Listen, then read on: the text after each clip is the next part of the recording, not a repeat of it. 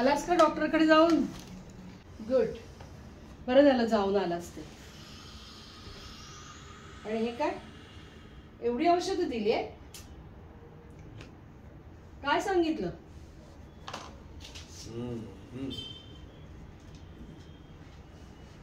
काय? हा, गळा दाबलाय, टॉन्सिल्स, हा स्वरयंत्र. वाटलंच होतं, सांगितलंच होतं मी. काहीतरी स्वरयंत्राचाच प्रॉब्लेम असणार आहे तुला. सारखं सारखं सारखं ओरडून बोलायचं, सारखी तुझी बडबड बडबड किरकिर चालूच असते. रिटायर झाल्यापासून मी तुझ्या मागे. अरे शांत बसावं, कोण काय बोलतं ऐकायचं सोडून द्यायचं. पण शक्य नाही, तुला कुठे जमतंय ते काय.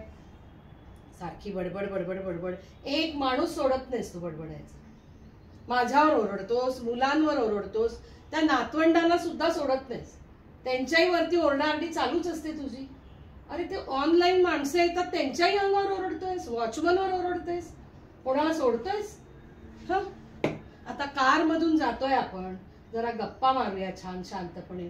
नाही, कार चालू झाली की तुझी बडबड बडबड बडबड सुरू.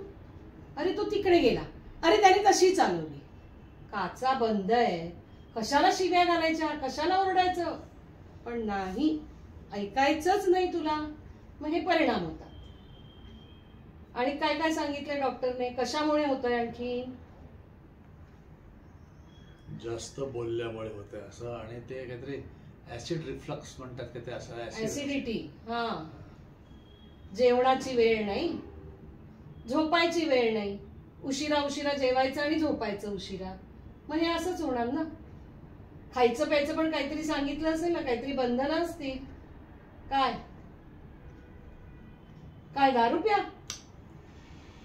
अच्छा, पाणी तर भरपूर प्यायला हवं, बरोबर आहे. आणि दूध नको, ते केळं नको वगैरे असं काय, ते ऍसिडिटी होईल असं किंवा कफ होईल असं काही खाऊ नका. अरे बापरे, केळ्याचं शिकरण तर रोज लागतं, कसं व्हायचं तुझं? हे नको ते नको म्हणजे मग खाणार काय म्हणावं डॉक्टरांना?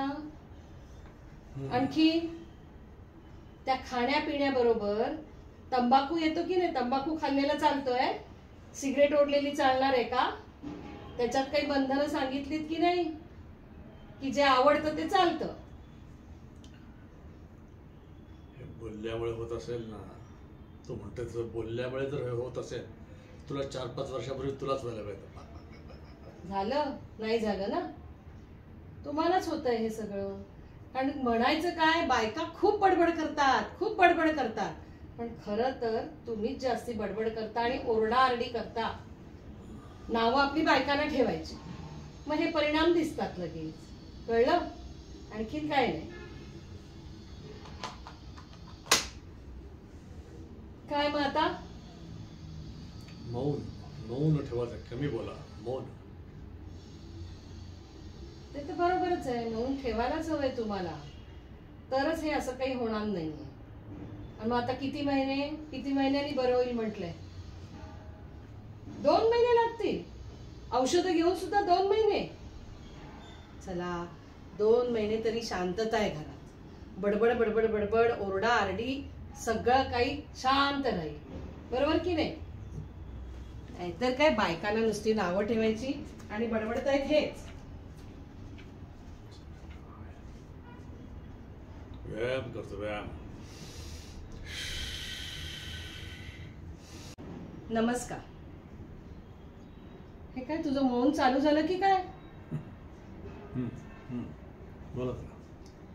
हा व्हिडिओ जर तुम्हाला आवडला असेल तर लाईक करा, शेअर करा आणि सबस्क्राईब करा. आणि हो, बेल आयकॉन दाबा, म्हणजे आमच्या पुढच्या व्हिडिओचं नोटिफिकेशन तुम्हाला येत राहील. Cafe laughter. धन्यवाद.